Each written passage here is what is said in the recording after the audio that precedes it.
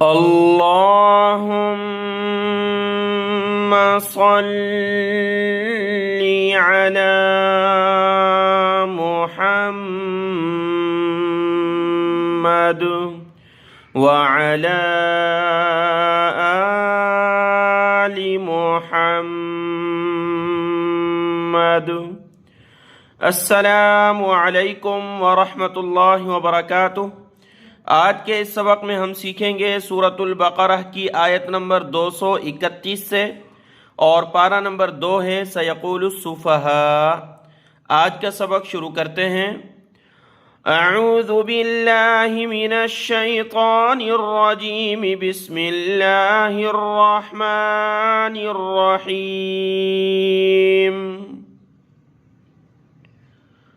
وَإِذَا طَلَّقْتُمُ النِّسَاءَ فَبَلَغْنَ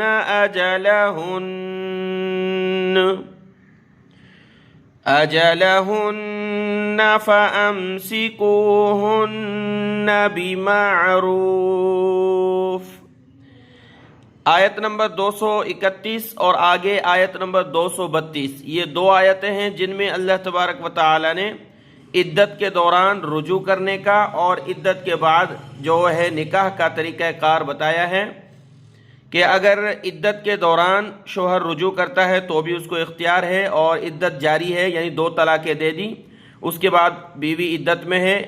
اور عدت میں رجوع کرے گا تو بغیر نکاح کے بس رجوع ہو جائے گا اور میاں بیوی آپس میں رہنے لگیں گے۔ لیکن عدت مکمل ہوئی تو اس کے بعد نکاح کی ضرورت پڑے گی اور نکاح کے ذریعے وہ دونوں میاں بیوی آپس میں رہ سکتے ہیں۔ تو اس آیت نمبر 231 میں عدت کے دوران کا حکم ہے کہ عدت کے دوران اللہ تبارک و تعالی نے فرمایا وَإِذَا طَلَّقْتُمُ النِّسَاءَ، وَإِذَا اور جب، طَلَّقْتُم تم نے طلاق دی، النساء عورتوں کو، یعنی کوئی اپنی بیوی کو طلاق دے، فَبَلَغْنَ پس وہ پہنچ جائیں، أَجَلَهُنَّ اپنی عدت کو، یعنی عدت مکمل ہونے والی ہے اور عدت کے دوران کا حکم ہے، فَأَمْسِكُوهُنَّ بِمَعْرُوفٍ أَوْ سَرِّحُوهُنَّ بِمَعْرُوفٍ۔ تو اب عدت کے دوران جو شوہر ہے اس کو 2 اختیار ہیں۔ ایک تو یہ ہے فَأَمْسِكُوهُنَّ بِمَعْرُوفٍ، تو پس تم روک لو انہیں اچھے طریقے سے، رجوع کر لو، اور جو دل میں خیالات و خلجان ہو، ناراضگیاں، وہ ختم کر کے آپس میں رہنے لگو۔ ایک تمہارے لیے یہ اختیار ہے کہ عدت میں تم اپنی بیوی کو روک سکتے ہو اور وہ تم آپس میں اکٹھے رہ سکتے ہو۔ اگر روک نہیں رہے تو دوسرا اختیار یہ ہوگا کہ وہ عورت جو ہے تم سے آزاد ہوگی۔ او سرحوہن بمعروف، یا پھر رخصت کرو انہیں، بیویوں کو اچھے طریقے سے، یعنی عدت مکمل ہوئی، اب وہ تمہاری بیوی نہیں رہی تو ان کو رخصت کرو۔ تو روکنا بھی اس کے ساتھ لفظ آیا معروف، اور پھر جب رخصت پوری ہوئی اس کو رخصت کرنا بھی، عدت پوری ہوئی اس کو رخصت کرنا بھی اللہ نے فرمایا معروف۔ دونوں جگہ اللہ نے معروف کا اچھے طریقے سے کرنا ہے۔ اگر روکو پھر نیک نیتی سے روکو، پھر کوئی تکلیف نہیں دینی اور کوئی ایسی بات پیش نہ آئے جس پہ طلاق کی نوبت آئے، تو اچھی نیت سے تم اس کو روک لو۔ اگر وہ نہیں ہو رہا تو رخصت کرو اچھے طریقے سے، عزت کے ساتھ۔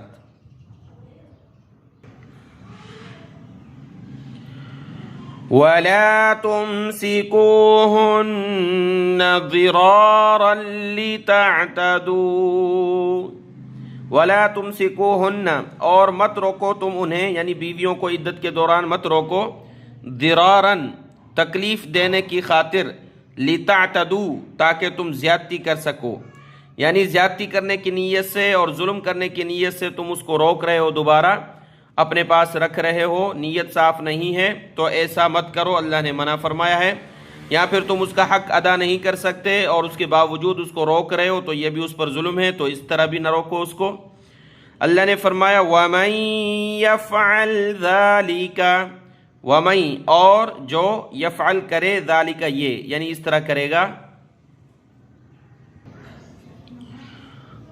فقد ظلم نفسه، ومن يفعل ذلك اور جو کرے گا ایسا، فقد یقیناً، ظلم اس نے ظلم کیا نفسہ اپنے نفس پر، یعنی ظاہری طور پر تو بیوی پر زیادتی کر رہا ہے، لیکن اللہ نے فرمایا اس نے اپنے نفس پر ظلم کیا ہے کہ آخرت کے اعتبار سے اپنے آپ کو نقصان میں ڈالا ہے۔ وَلَا تَتَّخِذُوا آيَاتِ اللَّهِ هُزُوًا، وَلَا تَتَّخِذُوا اور مت بناؤ آیات اللہ، اللہ کی آیات کو ہزوا ہنسی مذاق، اللہ کے جو احکامات ہیں اللہ کی آیات کو ہنسی مذاق نہ بناؤ۔ جو اللہ نے احکامات تمہارے لیے نازل کیے ہیں، حدود مقرر کی ہیں، ان کو سنجیدگی سے لو، کیونکہ پہلے زمانے میں زمانہ جاہلیت میں ایسے ہوتا تھا کہ لوگ اپنی بیوی کو کہتے تھے طلاق کا، پھر کہتے مذاق کر رہے تھے ہم، یا غلام ہوتے تھے ان کو کہتے تو آزاد ہے، وہ خوش ہو جاتا تھا، پھر کہتے تھے مذاق ہے۔ تو اسی لیے نبی کریم صلی اللہ علیہ وسلم کی حدیث مبارکہ بھی ہے کہ 3 چیزیں ایسی ہیں کہ وہ اگر سنجیدگی میں یعنی ہو، ارادے کے ساتھ ہو تب بھی واقع ہو جاتی ہیں، ہنسی مذاق میں ہو تب بھی واقع ہو جائیں گی۔ 3 چیزیں ہیں طلاق، یعنی پہلی چیز طلاق ہے، اگر وہ طلاق جو ہے دے گا کسی کو، چاہے بولے میں نے ہنسی میں دی، مذاق میں دی یا ویسے دی، پھر بھی واقع ہو جائے گی۔ اور عتاق یعنی غلام کو آزاد کرنا، اگر مذاق میں بھی اس کو کہا تو آزاد، پھر بھی وہ آزاد ہو جائے گا۔ اور نکاح کا قائم ہونا، اگر نکاح اس نکاح قبول ہے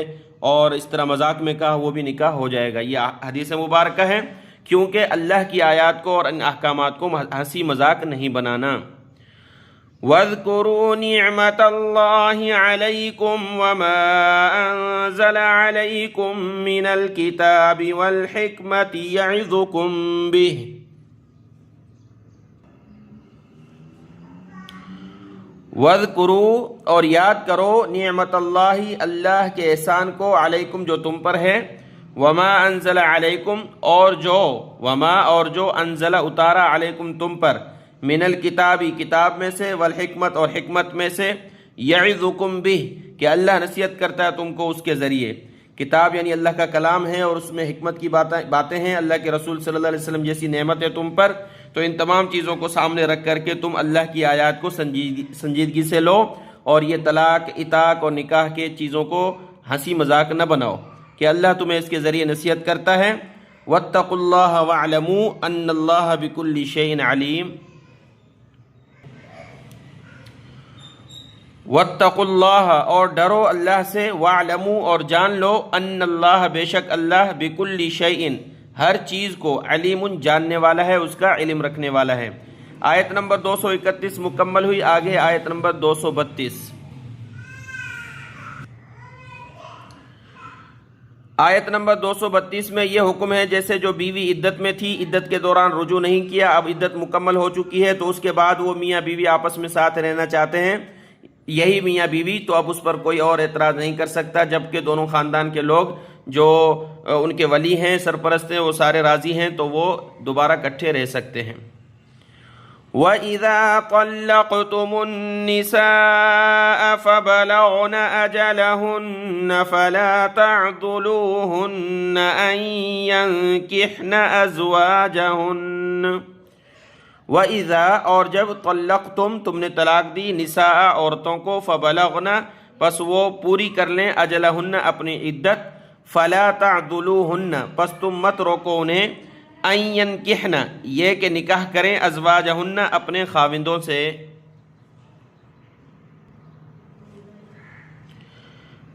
اذا تراضوا بینہم بالمعروف، اذا جب تراضوا وہ سب آپس میں راضی ہوں،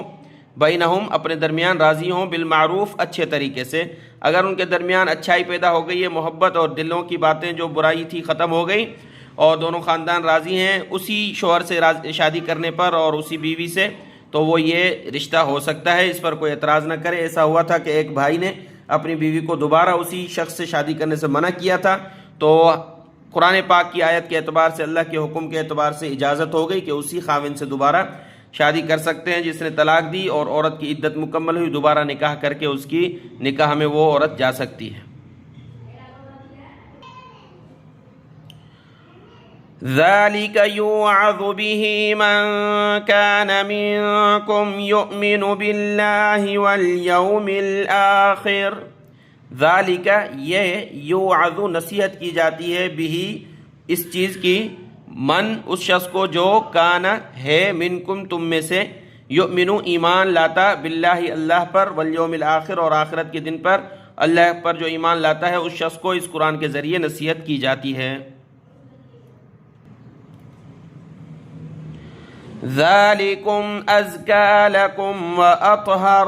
واللہ یعلم وانتم لا تعلمون، یہ زیادہ پاکیزہ ہے تمہارے لیے اور زیادہ صاف ستھرا ہے،